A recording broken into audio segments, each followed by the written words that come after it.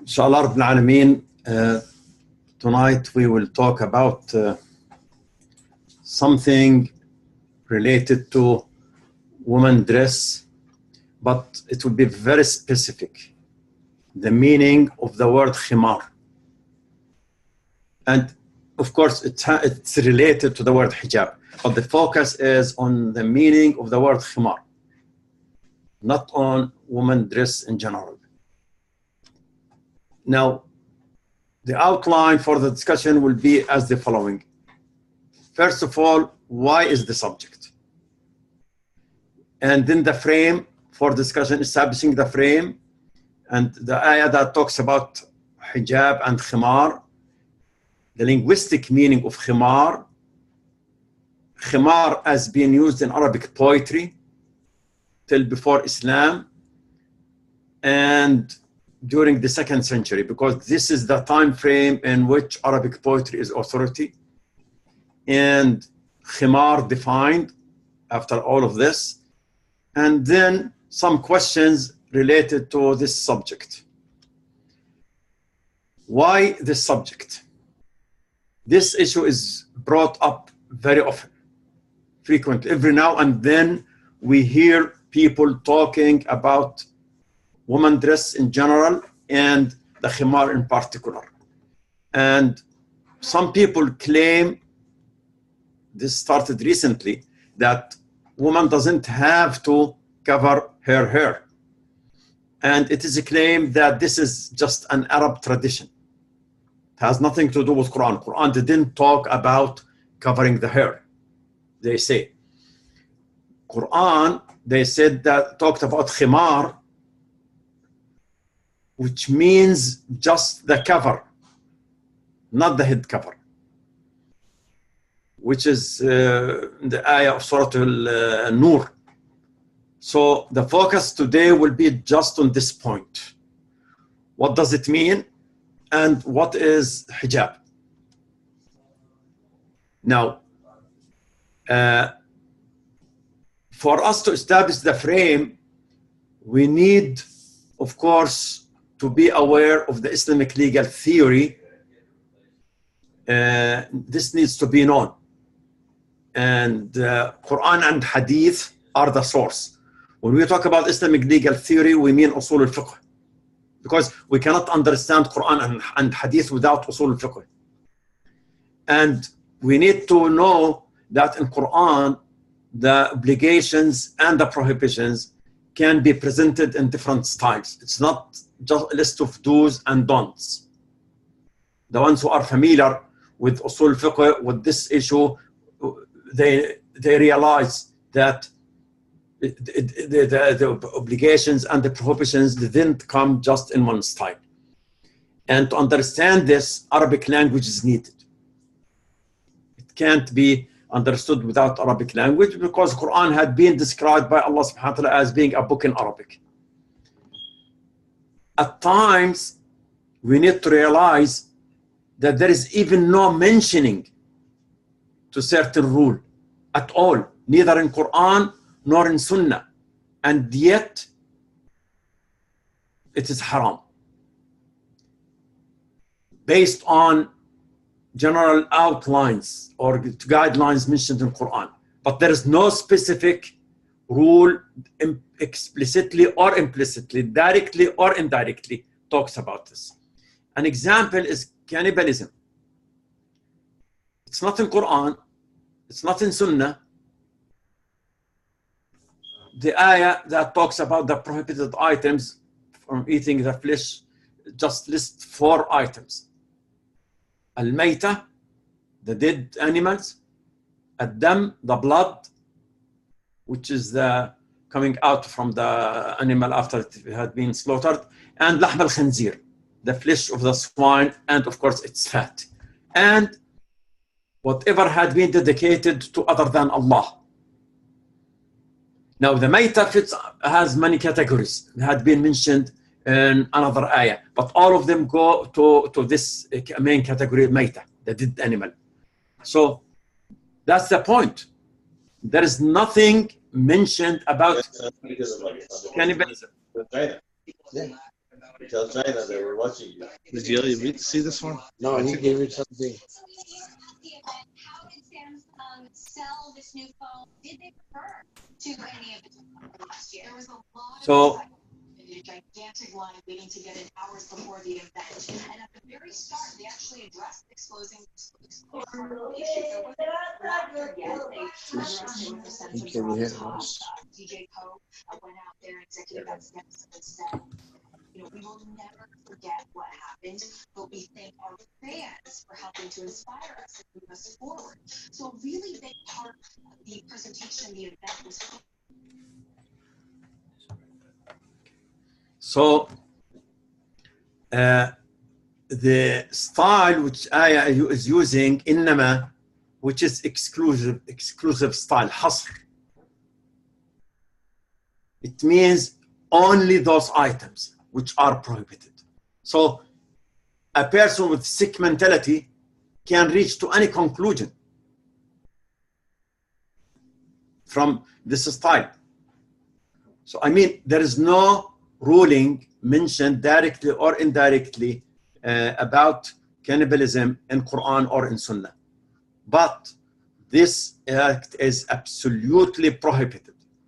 Allah subhanahu wa ta'ala says, وَلَقَدْ كَرَّمْنَا بَنِي آدَمَ, and we honor the children of Adam. And ma'ad Allah, consuming the flesh or the another bodies of Adam means that you are insulting.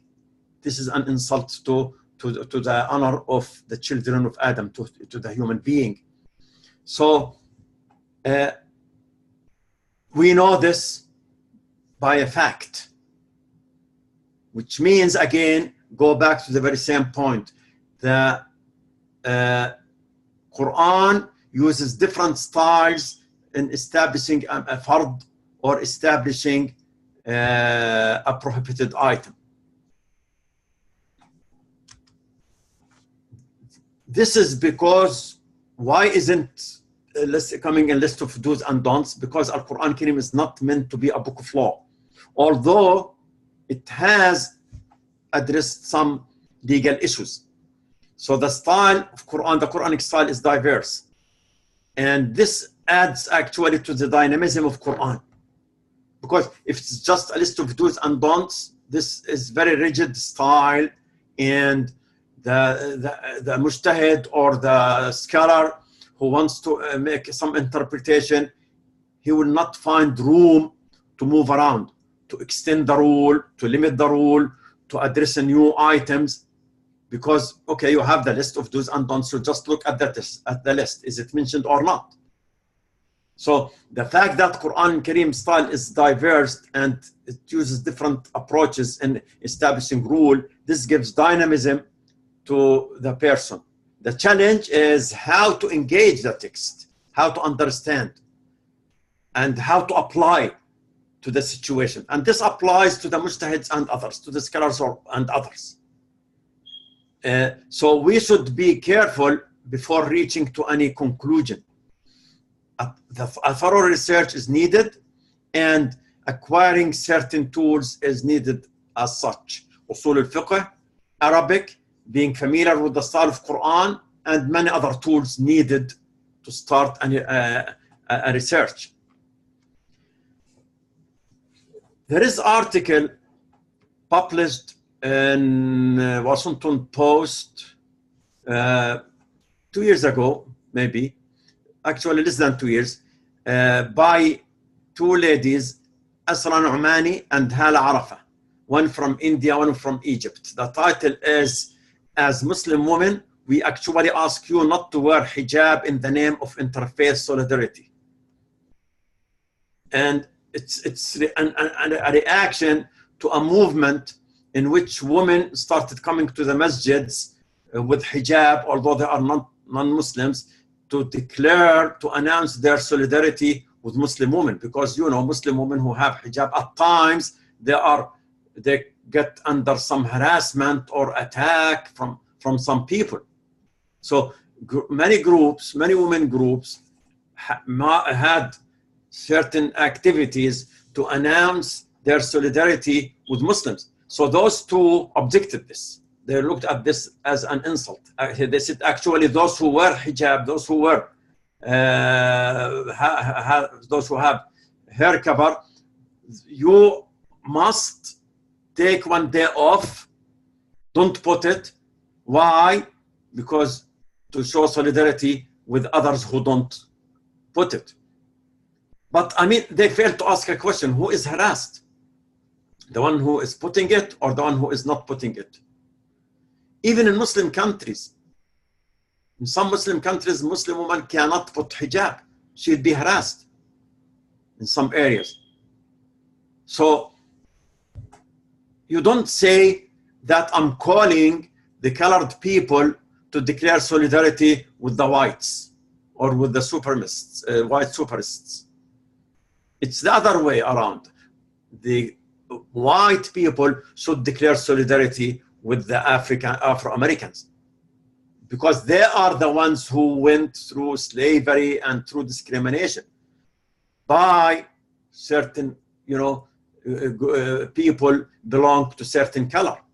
So you don't say that the Afro-Americans should declare solidarity with the whites. It's the other way around. So they are calling Muslim women who have hijab to take it off as a sign for solidarity with those who are not putting hijab. And following are some main points they mentioned. They said there is mix between the hijab with this secular word headscarf, and this mix is misleading. They said hijab literally means curtain in Arabic, or hiding, or obstructing, or isolating someone or something. It never been used in Al-Quran Kareem to mean headscarf. And they said that the word headscarf, غطاء الرأس, no matter how you put it, doesn't mean hijab. And the hijab never meant headscarf. Which is right. But we're not talking about the hijab. Hijab is what is called the niqab. That woman has to cover her face. That's not a must. One school says it's a must, but even their evidences which they provide are weak evidences. The right opinion is that it's not a must. Woman doesn't have to cover her face. And the hijab never used in Quranic text to mean the headscarf, which we'll talk about. And they said that we grew up without any opinion saying that we have to cover our hair until 1979 with the Iranian Revolution. They said with the Iranian Revolution and the rise of the well-funded Saudi clerics from the majority Sunni sect, they use this term, I don't agree with. So we have been bullied in an attempt to get us to cover our hair from men and boys. And I mean, how can you say that the headscarf is a secular word to start with? There's no such thing called secular word. A word cannot be labeled secular or Islamic or non-Islamic. Language is language. There is no secular language versus religious language. A secular can use Arabic, while Arabic is the language of Quran. Or a Muslim in communication can use French or English, which is a European language, and secularism, emerged there in Europe. So you cannot divide languages based on this, secularism or religious or this or that. And if hijab doesn't mean headscarf, what about the khimar? So you can't just say this. The other point, they said that you have to cover belongs to the 7th century interpretation. Why 7th century? I don't know. Because what about throughout our history? How did Muslims understand? They don't belong. Scholars who came in the 18th, in the 17th, and 16th, throughout the entire history, they don't belong to the 7th century. So, and still they said this is a must. Now they said, now it's different. They quoted 6 people. One of them, you know, Fatima al-Mernisi, she died, she passed away, and UCLA's Dr. Khalid Abul Fadl, and Harvard's Layla Ahmed, Egypt's Zaki Badawi, Iraq's Abdullah Judai', and Pakistan's Javed Ghamidi. Now, and all of them, they claim that they said that Muslim woman is not required to cover the hair. Now the quote is not accurate. I didn't check all of them, but I checked some.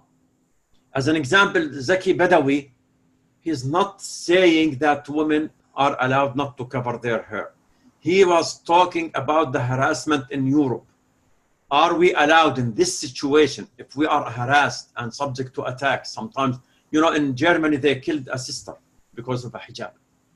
So here they killed even some people who are not Muslims just because they looked like Muslims, you know.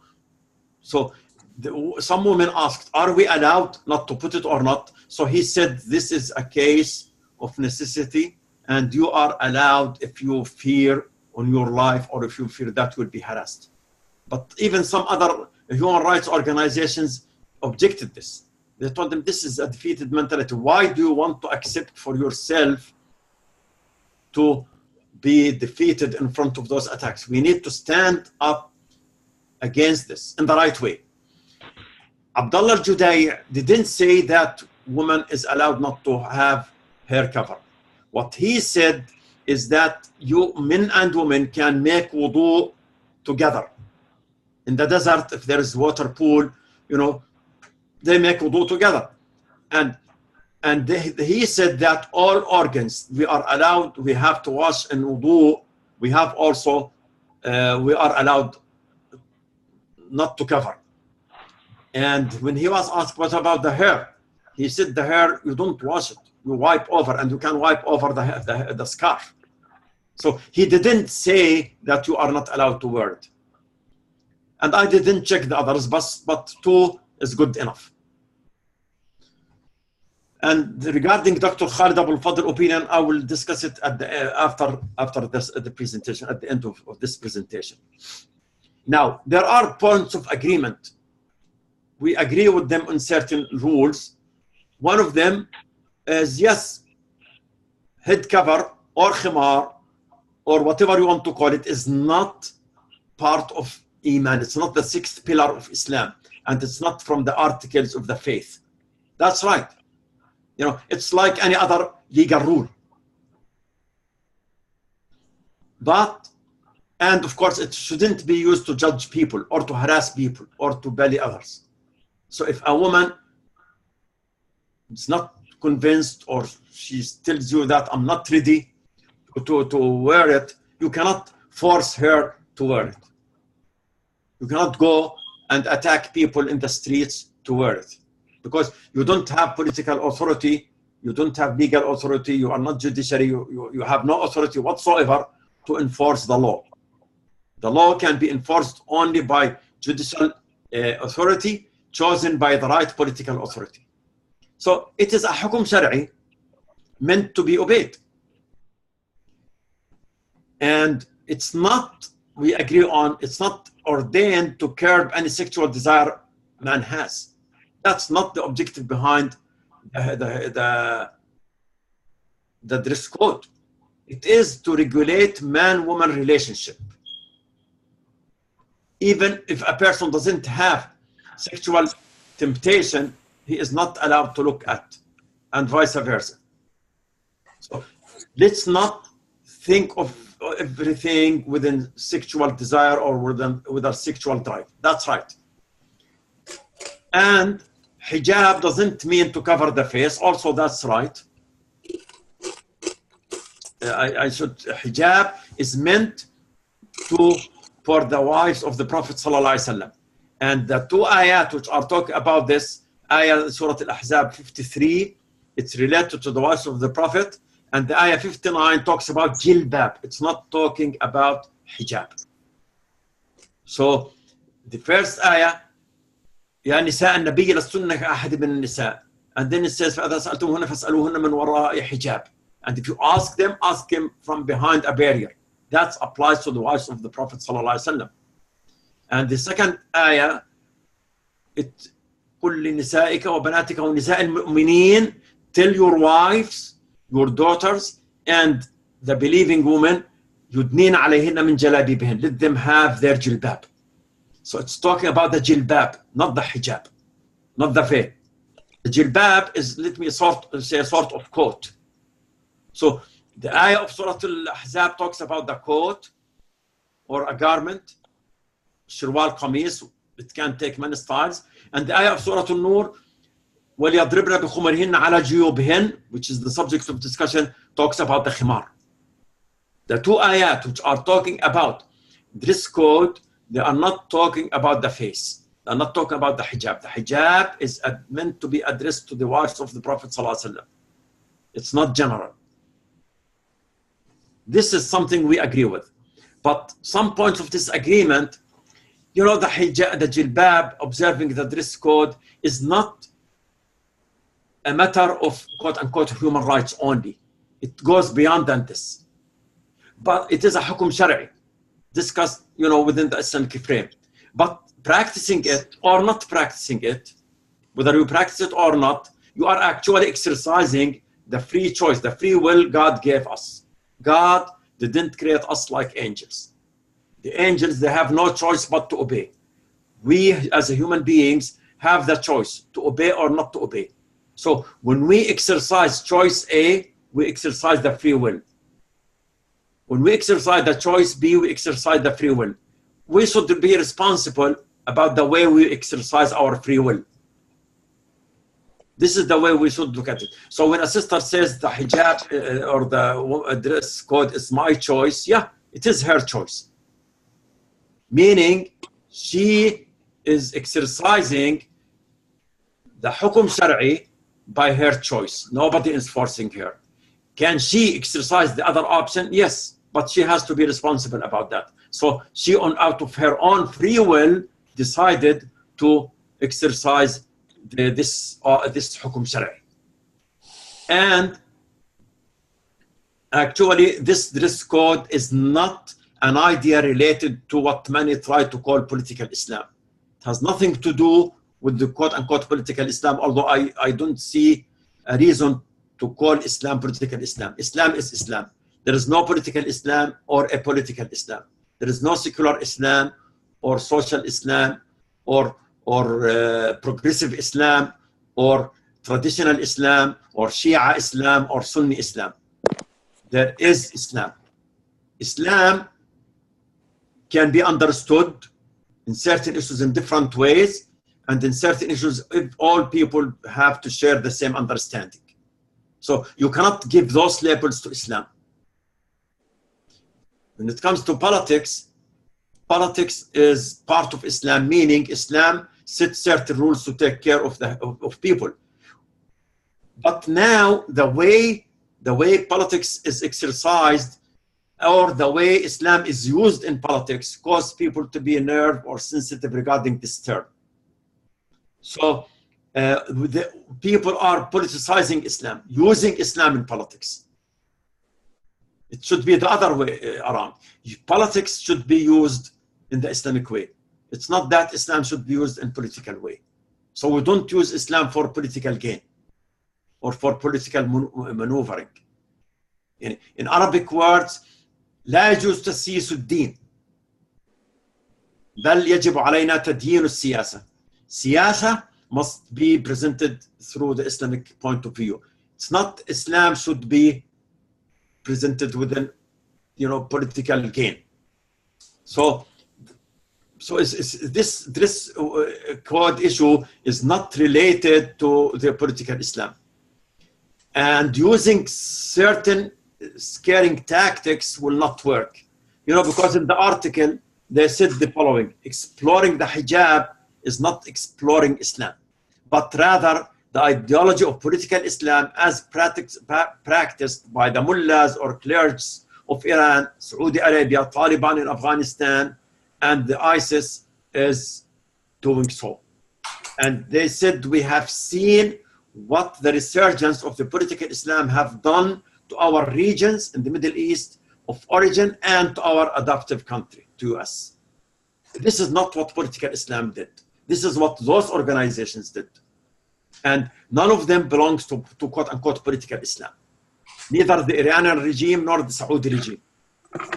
They don't apply Islam. Neither the Taliban nor the ISIS. None of them applies Islam. None of them can be considered representing Islam in the right way. There are some of them are, or most all of them are using Islam for recruitment reasons, as an example, ISIS, or they are using Islam to give their regime legitimacy, like Saudi Arabia, or using Islam because there is conflict there between the mullahs and between some politicians. So some of them are using Islam for political gain. But none of them belongs to what is called political Islam. Now, let's discuss this issue, the khimar. What does it mean? Because they said the khimar doesn't mean head cover. The root word for the khimar, and they said, of course, khimar had never been used in Arabic language to mean the head cover.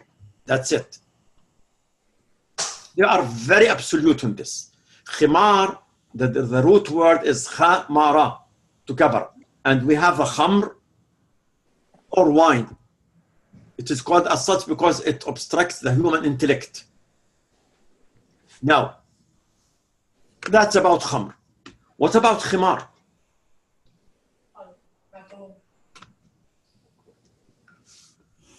The first Arabic dictionary was written in the year 170 by Khalil ibn Ahmed.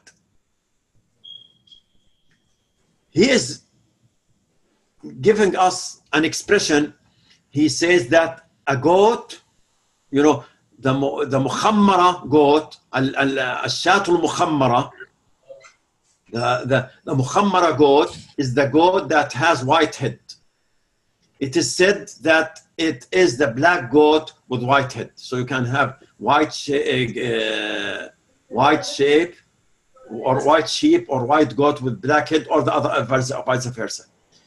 And اختمرت المرأة, she put the khimar. Now in Taj al-Arus, another Arabic dictionary, he says that this goat expression is an analogy to the khimar of woman, which is the head cover. So if a woman puts a head cover, so her head is different than her body. And now the head is the head of the goat is different than the body.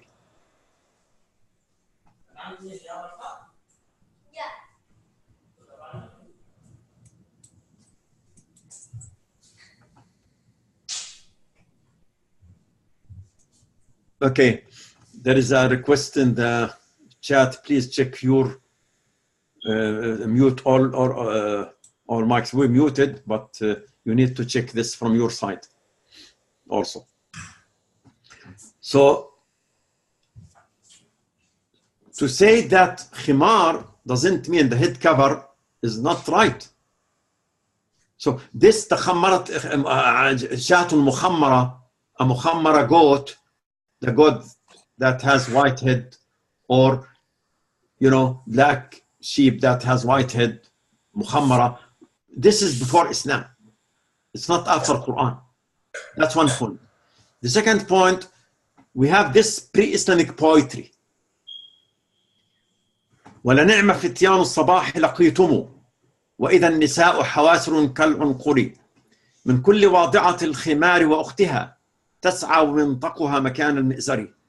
The poet Auf ibn Atiyah is very well known, a pre-Islamic poet, described a raid facing women while they are removing their head cover, the khimar. واضعة الخمار, واضعة الخمار, من كل واضعة الخمار, from everyone who took off the khimar. وأختها, and her sister. So they ran away when they were attacked by the raid. So وضعت الخمار doesn't mean they took off their cover, but rather they took off their hair cover, their head cover, because the other parts of the cloth are there. The mintaq, the mi'zar, the mintaq is the belt that woman has around her waist, and the mi'zar is another piece of cloth. Okay, and women wrap at the lower part of their body. So the hair, the cover was there, but the khimar was removed, and the khimar here refers to the head cover. This is pre-Islamic Arabic poetry. It's not after Islam.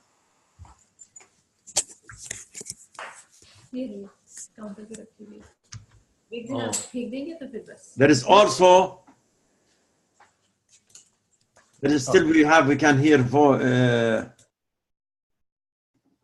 okay, there is also what is called a person called Zul Khimar, Subay' ibn Rabi'a, or Subay' ibn Rabi' actually. Subay' ibn Rabi' nickname is Zul Khimar. Why? Because he fought in Hawazin, you know, with the khimar of his wife. He fought against the Prophet ﷺ in Hawazin. Hawazin happened in the 11th year, okay, or before the death of the Prophet ﷺ, after Hunayn, actually, which happened after opening Mecca. So even his people knew him, who were not Muslims, Arabs, but they were not Muslims. They were not influenced by Quran. They fought against Quran. His nickname is Dhul Khimar, the man of the khimar, because he used the khimar of his wife. So the khimar is what woman uses to cover her head. And similarly, all other Arabic dictionaries mention the same. So linguistically, it is used to refer to the head cover, not just any cover. So we need to stop claiming that the khimar just means a generic cover or a scarf that woman puts to cover the upper part of her body, not the head. So she is allowed not to cover the head, because the scarf is not meant to be a head cover. It's meant to be a cover and covering the bosoms, the upper part of the human body, the woman's body. So we need to stop saying this. Here we have Arabic dictionaries, we have Arabic poetry before Islam, using this word and some expressions to refer to the head cover. But at times we have the ahadith also give certain words certain meaning. Like the word salah, it is used to refer to dua, making dua, but also it is used in ahadith and in ayat to refer to the namaz, to the specific prayer. So we no longer understand the salah as being used in fiqh books to mean just making dua. So when a fiqh book says Kitab al-Salah, the book of the salah, when a book of hadith, collection of hadith book says Kitab al-Salah, it doesn't mean Kitab al-Dua, the book of supplication to God, but rather it means the book of the specific prayer in which we have to need to make wudu, and we perform it 5 times a day as obligatory prayers within certain method, starting with Allahu Akbar and concluded with Taslim, the very well-known word which in Arabic we call it Salah, in Urdu we call it, and in Persian we call it namaz. So so the hadith, the ayah and the Quran and hadith gave certain meaning to this word. So now we'll go over some ahadith to see how did the hadith use the term khimar. So all of this will help us in understanding the ayah of Surah An-Nur. كان رسول الله يمسح على الخفين والخمار. He used to wipe over his shoes and the khimar. This is reported by Muslim. Khimar here means his turban. So wiping over the shoes we know, but how would he wipe over the turban? Because he will take some water some piece of part of his hair is coming up, so he will wipe over it and then go over his turban like this. So the khimar here means the turban. It doesn't mean a cover, quote unquote cover. And there was an incident. A man was standing with the Prophet ﷺ at Arafah. إذ وقع عن راحلته. وقع عن راحلته, he fell down from his mount and his neck was crushed by it. So the Prophet ﷺ said after he died, wash him with some water and some sidr, some herb, and then shroud him in 2 pieces of cloth, either his cloth or from someone else. ولا تحنطوه, don't add some perfume, nor cover his head. ولا تخمروا رأسه, don't cover his head, because Allah will resurrect him in the day of judgment in the state of talbiyah. ولا تخمروا رأسه. This means don't put the khimar over his head. So the khimar is used for the head cover, for man or woman. And these 2 hadith for man. Now, we have another 2 hadiths. One of both of them are related to women. The daughter of Prophet ﷺ passed away, died, and she was handled, processed by certain Muslim women, and the Prophet ﷺ used to handle them the clothes, so to wrap hair by the clothes. The hadith said, and then he gave them the dir', the shirt, and the khimar, and the milhafa. Milhafa is the general piece of cloth that in which woman will be wrapped, or even man will be wrapped. So the dir' is the shirt, and the milhafa is the outfit khimar, outfit cover. Then what is the khimar? The khimar is the hair cover. So she will be covered, her body will be covered, the shirt, the shirwa, and the lower part, the mi'zar, and the khimar, the hair cover, and you have another piece around her waist, and then the 5th piece is the general wrap to wrap her entire body. So the key word here is al-khimar, in reference to the head cover. And then Rasulullah ﷺ said about the salah, لا يقبل الله صلاة الحائض إلا بخمار.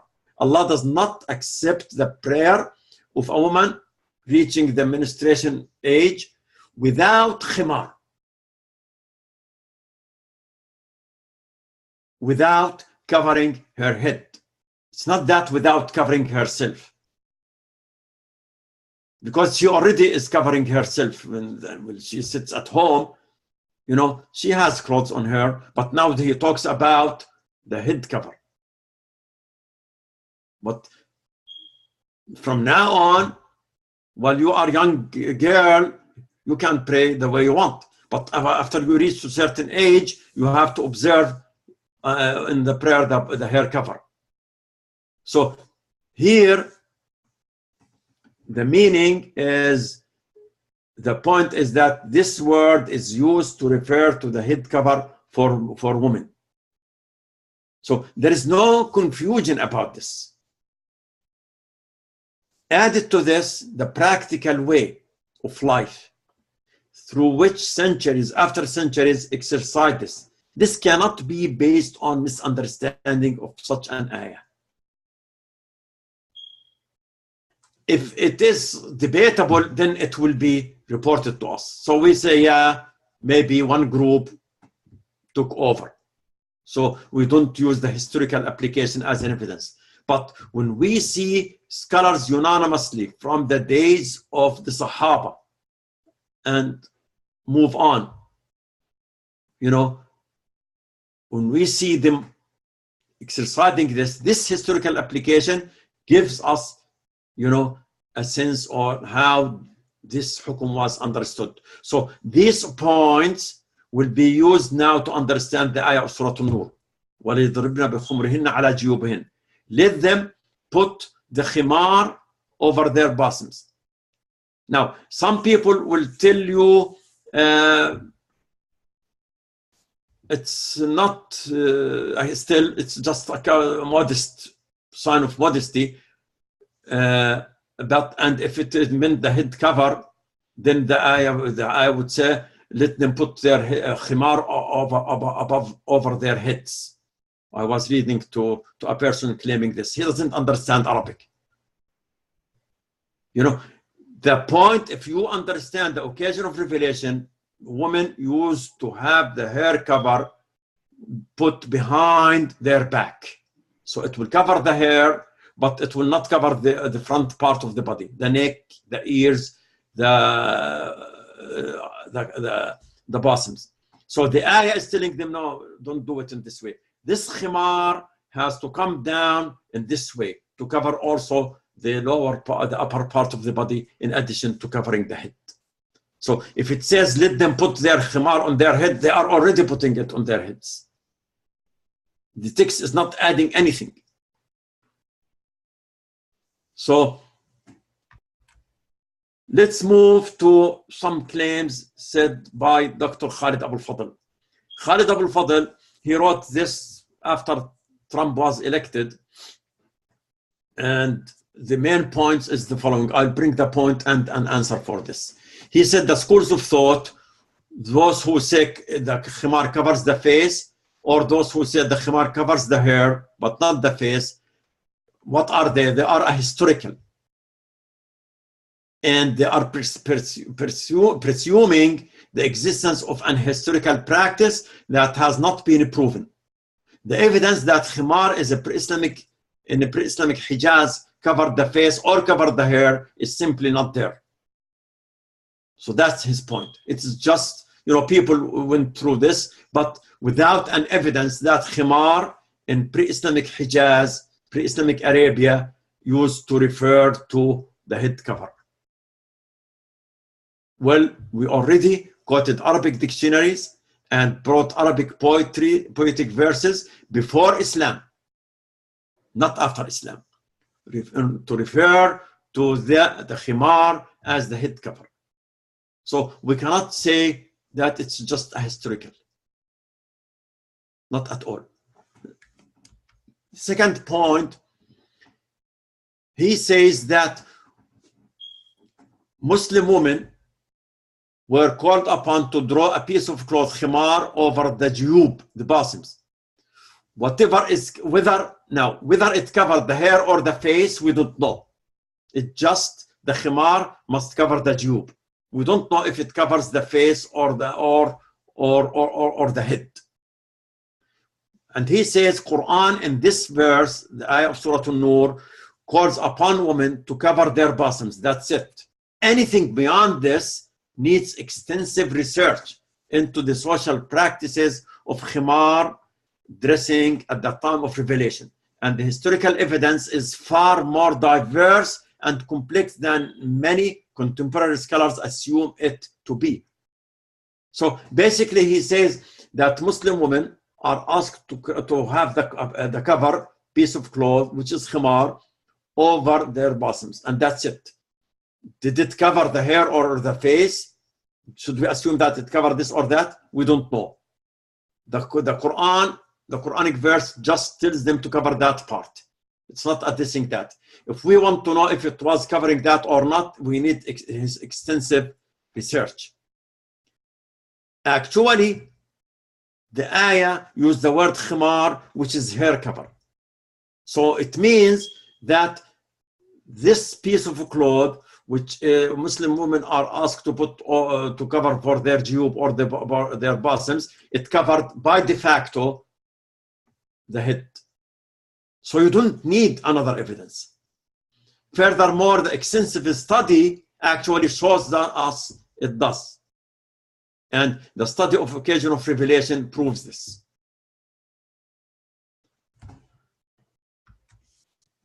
Now, he talks about the awrah, covering the awrah. He says, you know what, the awrah, don't understand it in what he calls formalistic or mechanical fashion. The awra can mean respecting the person's dignity and the person's privacy. And in the ghaiba, backbiting, they say كشف عورته. He exposed, he violated his awra. So the awra should be understood in this way. So it means this, we shouldn't understand it in that way. Well, the awra can mean both. The awra in Arabic means anything needs to be covered. So my private affairs need to be covered. They are secret for myself, for my family. So if you come and get to know something from my privacy and you go and expose it to people, or if I did the same to you or to the others, then I am exposing your awra. Not the physical awra, but this awra. So the awra, because it is meant to be covered. And if a woman or a man uncovered part of the body that's supposed to be covered, then also he or she is exposing the awra to some extent. And he said it shouldn't be approached in formalistic and mechanical fashion. Muslims should be far more focused on comprehending and pursuing the ethical qualities than the rigid adornment of a dress code. No, we need to pay attention to both. We need to focus on the ethical qualities, on modesty, on humility, on human dignity. We need all of this needs to be focused on. But also at the same time, we need to observe the ahkam shar'iyya. And those ahkam shar'iyya cannot be described actually as formalistic. You know, Khalid Abul Fadl, he knows better. He and his background is fiqh. And in the fiqh, we have 5 categories of ahkam shar'iyya. So this is quote unquote formalistic. When the salah, there are certain things needed in order to perform salah. You know, this is formalistic. Even performing salah in this way is formalistic. So formalistic shouldn't be used to undermine these ahkam and to say that the awra belongs to this, but let's focus on the substance, not in the form. The substance is the human dignity, the modesty, the humility. Yeah, that's right. We need to focus on this. But the other issues also are as much important. Now, that's another point. He said that the historical practice is diverse. And he brought Sukaina bint al-Husayn, Allahumma arda anha, that she used not to cover her hair in public. And he didn't bring any reference. But most likely, the only reference I found is Al-Aghani by Abu al-Faraj al-Asfahani, which is not a good source. However, even by going to this book, I noticed that it was her husband who used to talk about her, how did she used to take care of her hair. The report says she used to go in public, that's Abu al-Fadl, without covering her, hair. But the report says she used to go without covering her face. خرجت سافرة, كانت تخرج سافرة. Now سافرة in reference to the face, حاسرة in reference to the hair. So the report didn't say she used to go in public حاسرة. She used to go سافرة, سافرة الوجه. سافرة الوجه means not covering the face, because Sayyida Sukaina didn't adopt the niqab. She said that it is not a must, and she is not from among the wives of the Prophet ﷺ, although she is his granddaughter.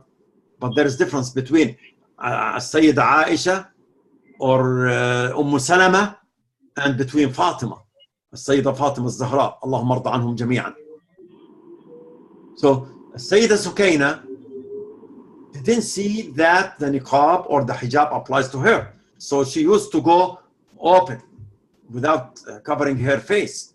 That's the way she used to do, but not uncovering without covering her hair. Okay, that's one point. Now, if you understood from it that she meant her hair, don't relate it as part of the historical incident. Don't mix your perception to the report. And the doctor knows better that they shouldn't be mixed. And for the sake of the discussion, I brought the quote. The chain, Al-Hasan ibn Ali told me that Muhammad ibn Musa, not Al-Hasan ibn Ali ibn Abi Talib, the grandchild of him. He said from Abi Ayyub al-Madini, from Mus'ab, her husband, he said, Mus'ab said, كانت سكينة أحسن الناس شعرا فكانت تصفف جمتها تصفيفا لم يرى أحسن منه حتى عرف عنها ذلك فكانت تسمى السكينية. وكان عمر بن عبد العزيز إذا وجد رجلا قد صنف جمته السكينية جلده وحلقه.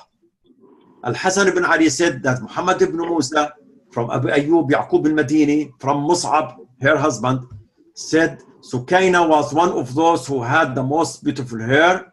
She used to have her style in such a way that nothing was seen more beautiful than it, to the point that this became very known, and that style was a Sukainiya. So the man who reported this is Mus'ab. Mus'ab is her husband, and it looks like he reported this after her death.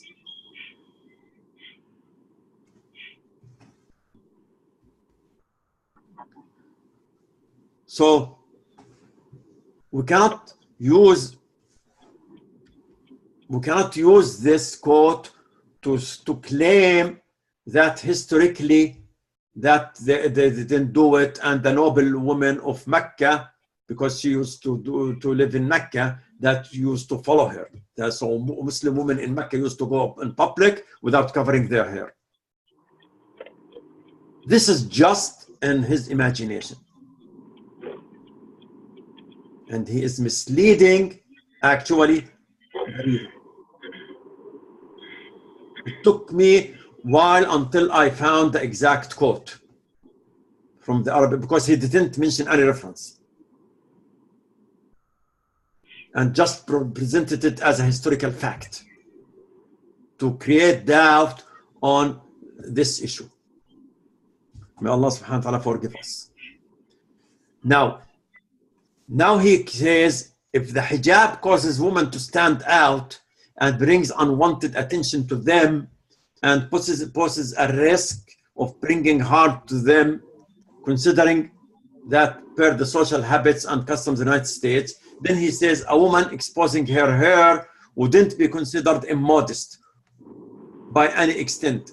It is permissible for a woman not to wear a headscarf in the United States. You know, these words are very vague. What do you mean by causing women to stand out? I mean, are you afraid from a woman coming openly to people, telling them I wear the headscarf? You know, the people now are proud of things that we cannot think of. The other day, a woman was saying her husband cat died, and she wants to be married from her husband dog. And she had a website for this, marryyourpet.com or .org, I don't know what. So she comes stand out expressing her inclinations. So why should the Muslim woman be shy? Why should she be silenced? She doesn't have to challenge. She doesn't have to go and fight. Just expressing yourself the way you think that it should be. So these words can't be defined. And the other point, if a sister is not is not covering her hair, no one is accusing her of being immodest at all. We talked about this at the very beginning. But this mentality, I would say it's a defeated mentality. And actually, many people migrate to this country and express themselves, express their identity. Now, he says at the end, he says, in my opinion, it is contrary to the purpose of Sharia for a woman to expose herself to harm of any kind simply for the purposes of covering her hair. Instead, it is far more consistent with the purposes of Sharia, maqasid Sharia, for a woman to place more emphasis on educating her fellow citizens about Islam and Muslims instead of focusing on her physical appearance. There is no conflict. I mean, you can observe this while teaching. There are many people, many professors in the universities, they have the khimar. It's not, no one will tell you take it off. And it's how do you establish your self in the educational institute.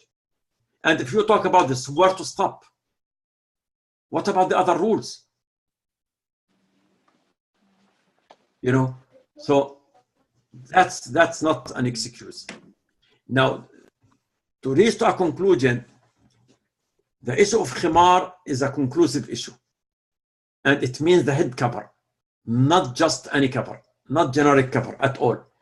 It's in Quran and Sunnah and unbroken practice of Muslim generation after generation. Even non-Muslims know this about Islam.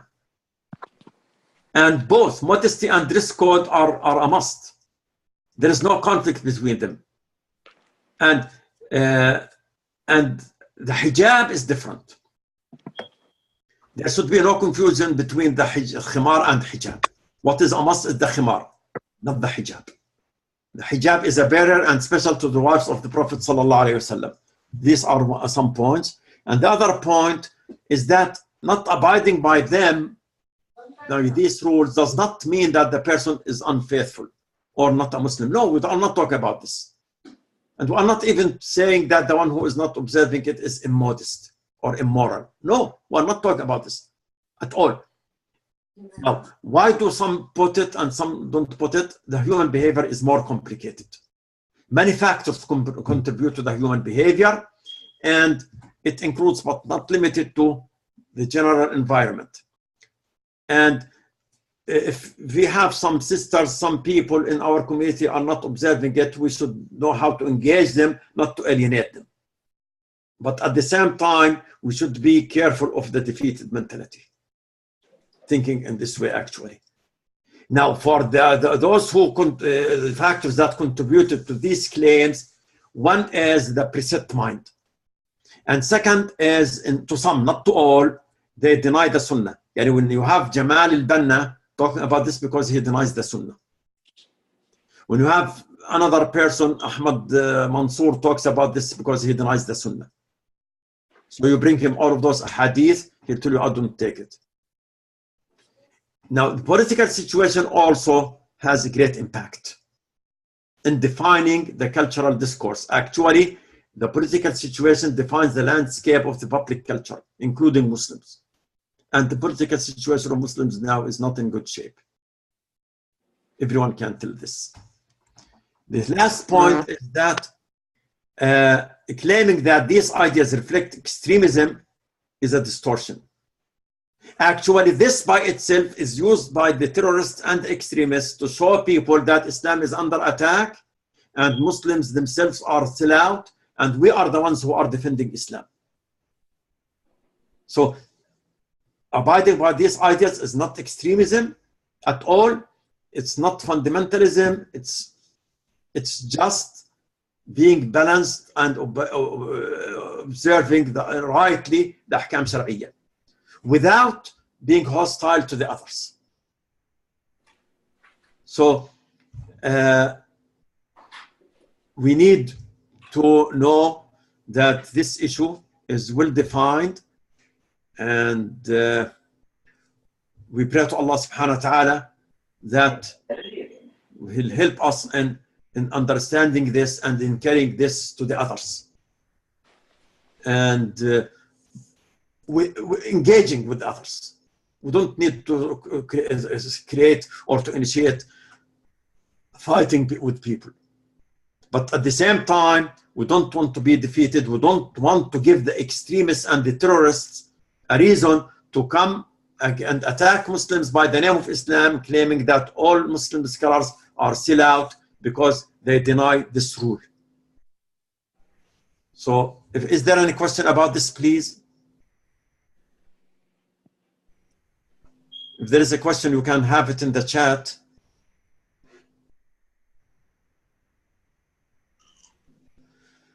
If there is no question, inshallah Rabbil Alameen, we'll see you next week. سبحانك اللهم وبحمدك لا إله إلا أنت نستغفرك اللهم ونتوب إليك. اللهم اجعل اجتماعنا هذا اجتماعا معصوما، واجعل تفرقنا بعده تفرقا مرحوما، ولا تدع فينا ولا بيننا شقيا ولا محروما، والعصر إن الإنسان لفي خسر إلا الذين آمنوا وعملوا الصالحات وتواصوا بالحق وتواصوا بالصبر.